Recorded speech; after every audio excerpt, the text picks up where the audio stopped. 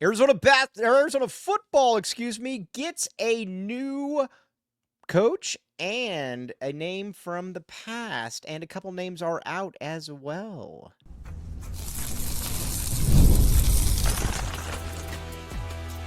You are Locked On Wildcats, your daily podcast on the Arizona Wildcats. Part of the Locked On Podcast Network, your team every day. Thanks for keeping it locked on Wildcats and making this your first listen of the day. This show is brought to you today by Game Time. Download the Game Time app, create an account, and use code LOCKEDONCollege for $20 off your first purchase. All right, now, Arizona basketball, Arizona football. We are going to talk about everything, but first we are going to talk about Arizona football, as it has been a busy week from a coaching perspective. All right, now, the first thing we talked about previously is that Danny Gonzalez is in as the defensive coordinator. Now, you're not going to find a lot of people that have followed Danny Gonzalez's career that don't think that he's a good football mind, and honestly don't think that he's not a good defensive coordinator. So that is obviously a very, very good thing. Listen, I like Dwayne Aquina a lot. I think that the fact that he is back as your defensive backs coach is fantastic. Danny Gonzalez has a lot of history calling plays, so there is obviously that. But, you look at his time at ASU, you look at his time at UNLV, and people will generally tell you that he did a fairly good job as the defensive coordinator at what he did. So, obviously it's going to be kind of a 3-3-5 approach. That's going to be interesting for me because Arizona doesn't have big linemen. Now, again, you got Chuba, so I mean maybe that's where they are going with that.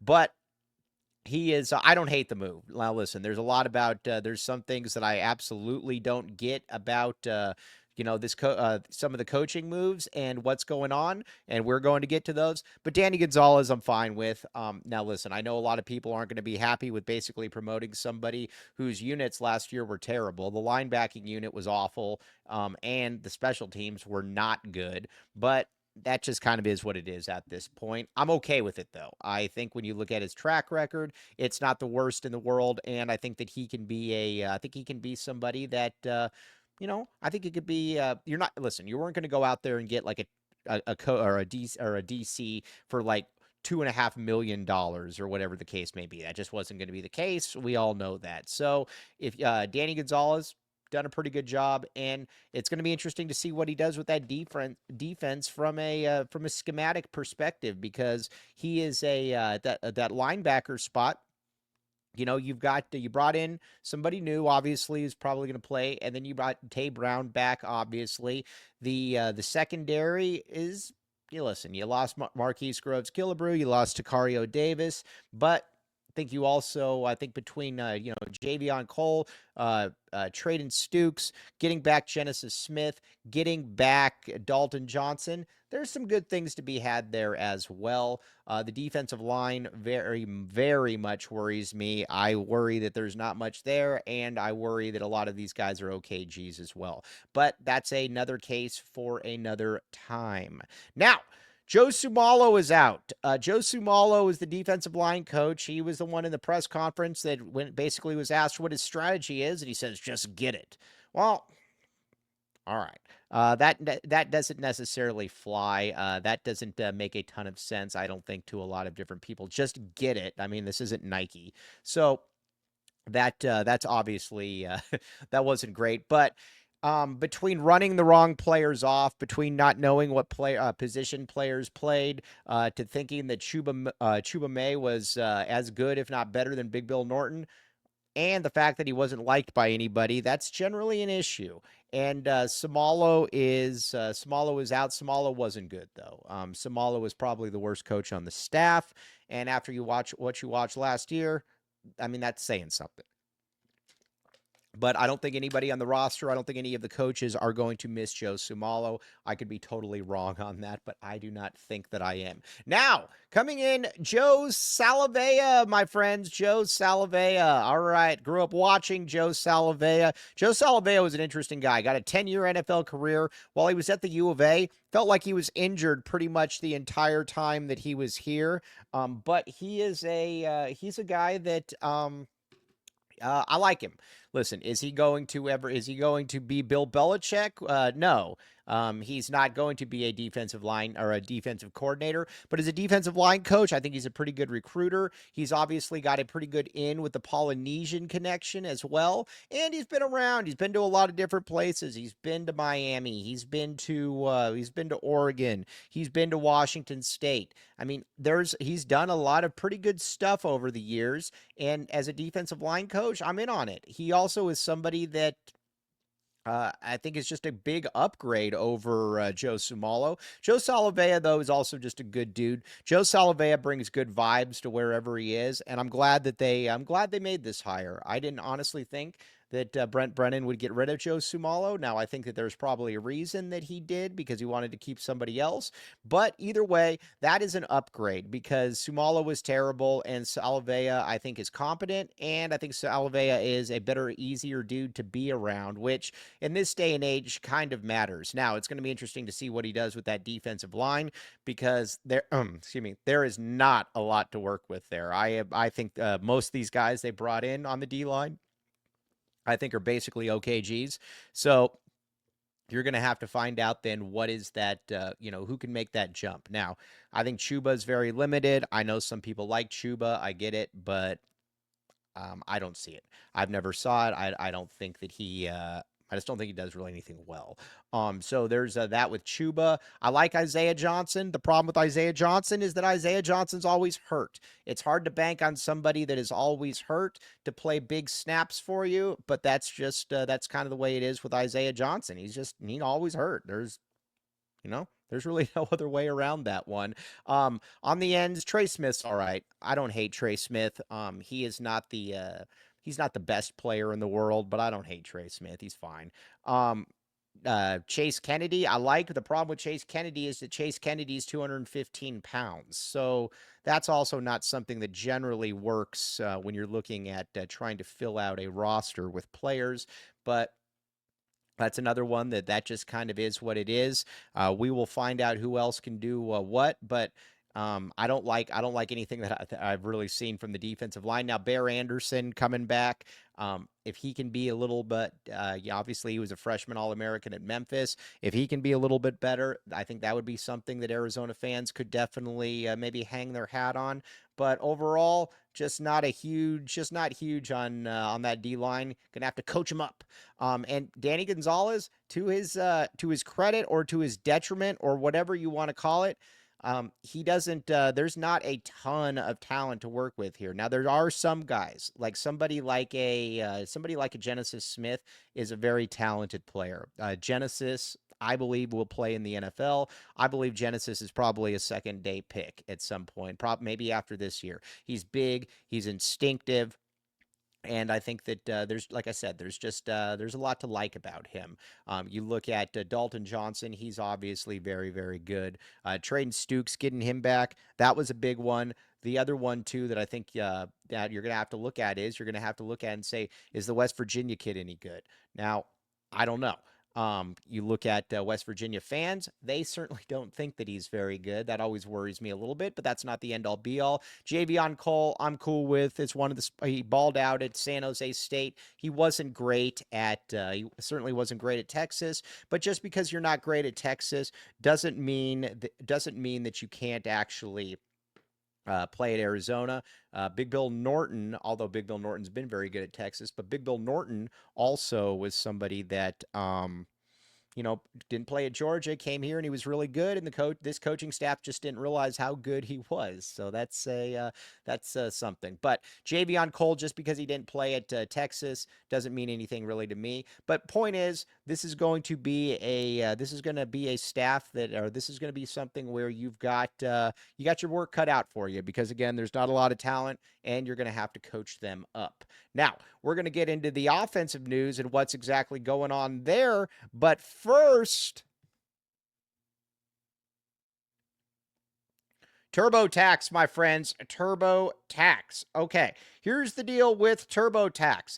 This is a message from sponsor Intuit TurboTax. Taxes are dealing with piles of paperwork and frustrating forms, and then waiting and wondering and worrying if you're going to get any money back. Now, Taxes is easily uploaded your forms a TurboTax expert who's matched to your unique tax situation. Yoo-hoo. An expert who's backed by the latest technology, which cross-checks millions of data points for 100% accuracy. While they work on your taxes, you get a real-time update on their progress and get the most money back guaranteed, all while you go about your day. No stressing, no worrying, no waiting. Now this is taxes Intuit TurboTax. Get an expert now on TurboTax. Only available with TurboTax Live Full Service. Real-time updates only in iOS mobile app. See guaranteed details at turbotax-.com. Check it out, TurboTax. A lot of people using TurboTax, and there is a reason for that.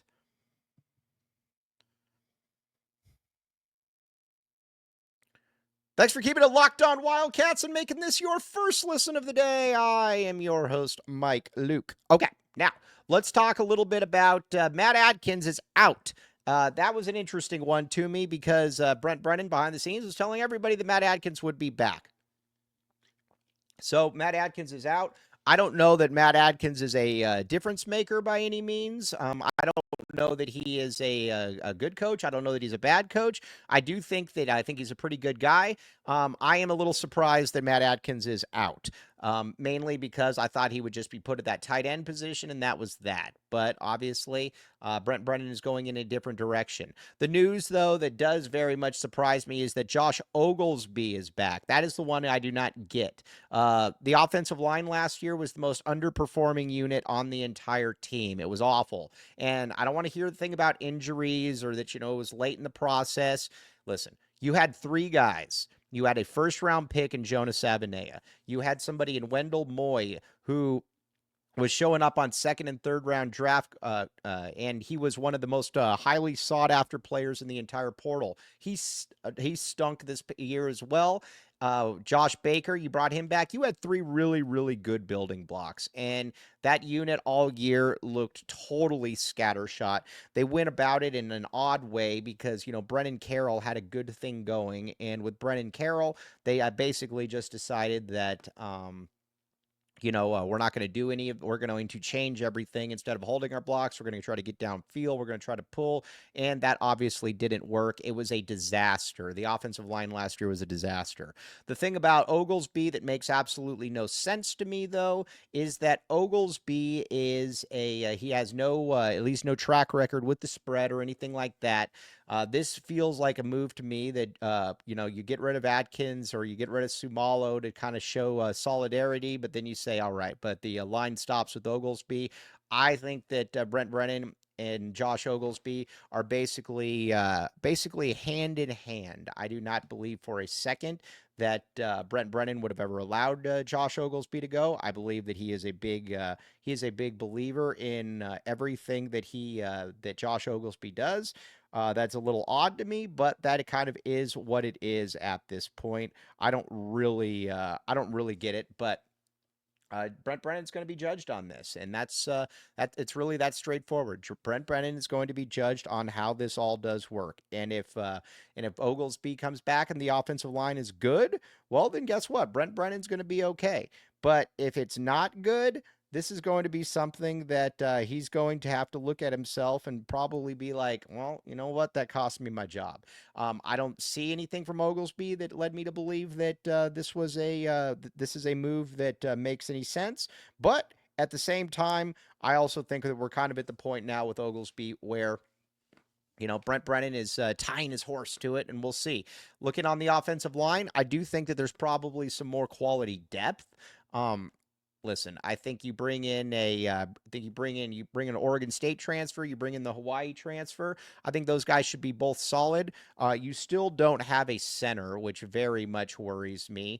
I don't know what you're going to do there. At the tackle, I think you're probably going to go with Big Rhino at one of the tackles. Who's that other one? I don't know who that other one is. It's not Deuced. I like Deuced, but Deuced has to play in the interior. I don't look at that. Maybe it's Ty Buchanan from Texas Tech. Maybe it's Big Tristan out of Michigan. I don't know. But the offensive line can't be as bad as it was last season. And the reason that I'm skeptical that it won't be as bad as last season is generally teams don't get better by losing players like Jonas Savanea and Wendell Moy and Josh Baker. That's why this very much concerns me. But again, this one's going to be on Brent Brennan. We will obviously see how this plays out. This is but again, I think this has got to be kind of a make or break year for Brennan. I mean, last year was absolutely atrocious. I don't think there's any way around that. And not only was it atrocious, it was just kind of embarrassing to watch. And he seems to have his staff in play. Now, again, I would imagine you're going to fire some analysts. You're going to bring in some other players, some other people. But, a lot of this is going to be on Seth Dagey. I like Seth Dagey. I like the hire of Seth Dagey. But it's also going to be, I'm curious to see exactly how this does play out because, listen, I think Noah's going to be having a real offensive coordinator, not Dino Babers, is going to obviously help. He's probably going to try to get the ball out quickly. I'm just curious as to how they're going to be able to protect him. I do think that they got better weapons now. I do think, in the backfield with an Ishmael Mahdi, with a Kedrick Risano, I think that there's, obviously a lot to like there. You also got the Quincy Craig kid from Portland State. So I think there's something there. And then, with the wide receiver, I think you added a bunch of good number 2s and number 3s. I don't know that, you certainly don't have a T-Mac. I mean, T-Mac was the best wide receiver in the country, but overall, I think it was a pretty good, a haul, as they would say.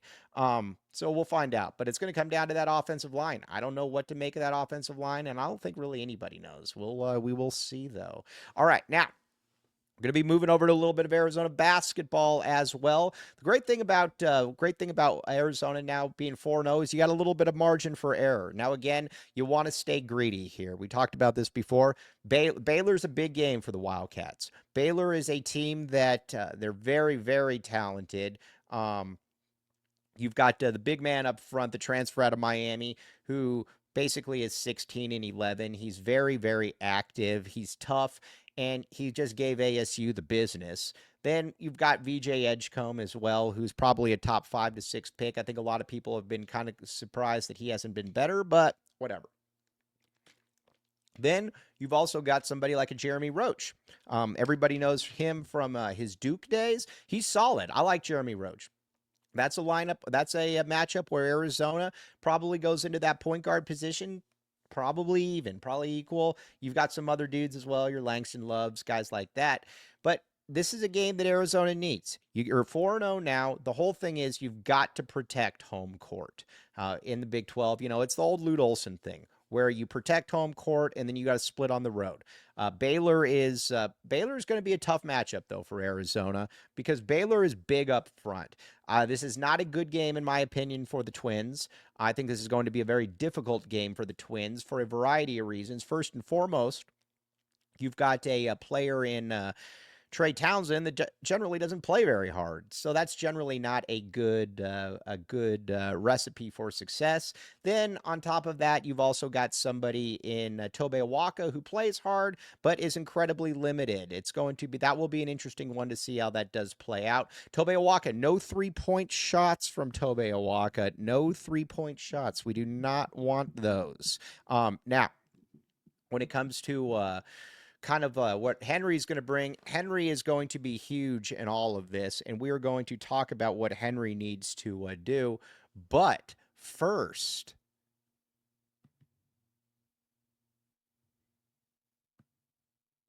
game time, my friends. Game time. Check it out. Here's the deal. Take the guesswork out of buying tickets with Game Time. Download the Game Time app, create an account, and use code LOCKEDONCollege for $20 off your first purchase. Terms do apply. Again, create an account and redeem code LOCKEDONCollege for $20 off. Download Game Time. Last-minute tickets, lowest prices guaranteed. Here's the great deal. Game Time has new features called Game Time's Picks that make getting tickets for events even easier. It filters out the fluff to show you incredible deals on great seats so you don't have to waste time searching through thousands of tickets. All right, again, like I've always told you, it's not just for basketball, football games. You can use it for concerts. You can use it for a lot of different things. Check it out at Game Time. Again, another one of these ones that you're going to thank me later because Game Time is absolutely fantastic. Everybody uses it for a reason.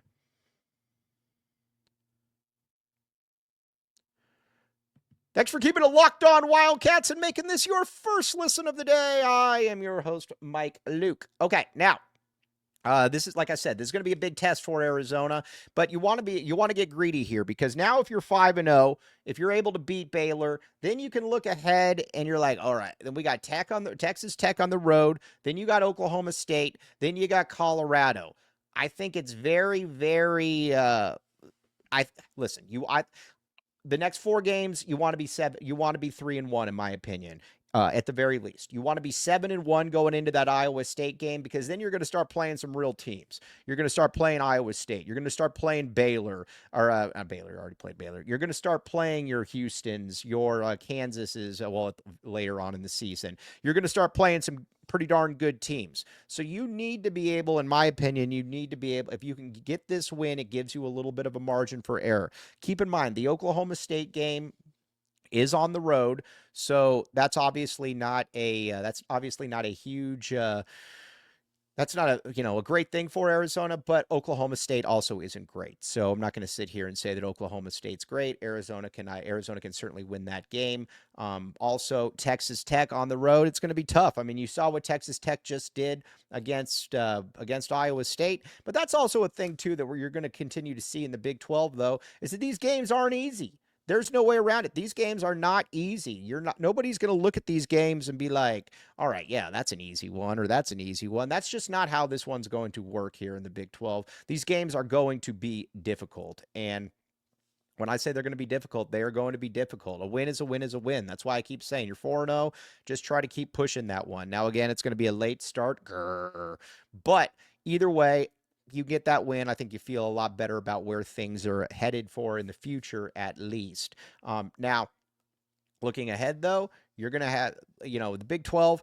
This is why we signed up for it. This is what I think Arizona fans wanted. This is what I wanted. This is where you wanted every single game where you're going into a hostile environment where everything matters, where everything is it's a real environment. You're going in where there's actual fans. It's not dead. It's not Gill Coliseum or any of those places. There's actual people jumping up and down and doing things and having a good time and good teams. These have very much NCAA tournament feels to them. Not only do they have NCAA tournament feels to them, I think it feels very much like like I said, I mean, even that UCF game, that had like a very much of a feel of a first round game, or, some of these ones are going to have round of 32 type feels again. But that's why getting into the Big 12, in my opinion, was so much better than staying in the pack. Just because of reasons like this, it is going to toughen you up. Baylor is going to be a perfect example of that. Now, Caleb Love's got to play better. Tommy Lloyd ripped into his team and I think he ripped into him at the right time. He said that, this team has got to play better, period, point blank. And he's right. They have to play better. But had he ripped into him after the Maui loss, I think you worry about you possibly lose the team. He's now doing it because Arizona's on a 6-game winning streak, and you're also 4-0 in conference. Timing and place matters a lot in situations like this, and I think that's something that obviously Tommy Lloyd gets. But you got to hold the guys accountable. If Caleb Love's not playing well, you got to bench Caleb Love. If so-and-so's not playing well, you got to bench them. It's kind of that easy. I mean, it's not easy, but that's just kind of the way it is. All right, now, tomorrow, coming back, we are going to talk all Baylor. We are going to break down the nitty-gritty because there is a lot to be interested in this Baylor game because there's a lot of talent on Baylor, like we talked about. Drew is an interesting situation because he's obviously a good coach, but Baylor, watching them, they're kind of all over the place. They're a little bit schizophrenic.